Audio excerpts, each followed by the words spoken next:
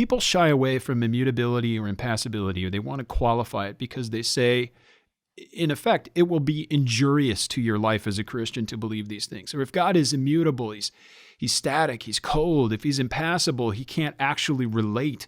And therefore, we have no ultimate God to love us. He's distant, he's transcendent. But Bavinck says, the doctrine of God's immutability is highly significant for religion. And to connect that also to this deeper Protestant conception that Voss wants to promote so thoroughly, these doctrines are not merely addenda, nor are these doctrines barriers to a vibrant life, a vibrant, loving, compassionate, covenantal relation that we have with the immutable, impassible, triune Creator. In fact, at the very foundations, they make it possible that we could have the highest and most consummate form of life for one made in the image of this God. So to put it another way, the question is often raised, well, does that preach? You bet it does. Yeah, immutability and impassibility preaches. And if we don't have immutability and impassibility, then we're not preaching the word. We're preaching something else. Yeah, that's so true. And to put it in the context, just a quick sideways glance at Thomas. There's an Augustinian tradition on God's immutability Thomas is inheriting. What he did with it, how it functions in a system, as you say, much that we would criticize.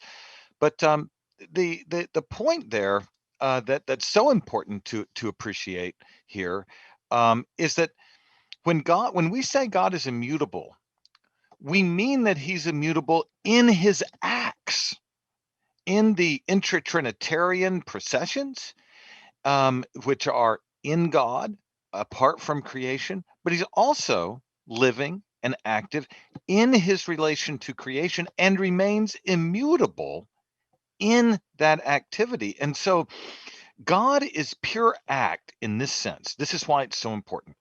He does not receive his being from another, and his being is not in any sense determined by something outside of himself.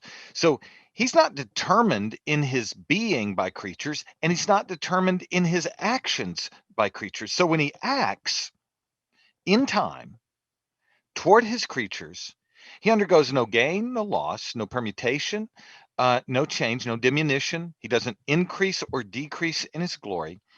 And that is so critical, because in our religion, Malachi 3:6 is so important. If God changes, I, the Lord, do not change. Therefore, you sons of Jacob are not consumed.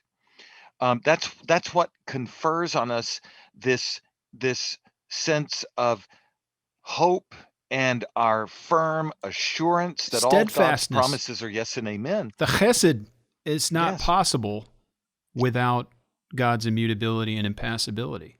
That's so counterintuitive if we're thinking along anthropomorphic, anthropocentric lines, because we can't conceive of a human being that way. Exactly. And so we say, well, of course, humans have to change, but God does not change. But that doesn't mean that he is static. He is immutably dynamic. He is pure act. And we can't see that anywhere. There's no other example of that than the triune God. That is right. And that is what I think from Augustine forward, especially in the works of Bavinck and Voss and Van Til, that is what is being set forth as foundational to Reformed covenant theology. That's what undergirds God's relation to creation.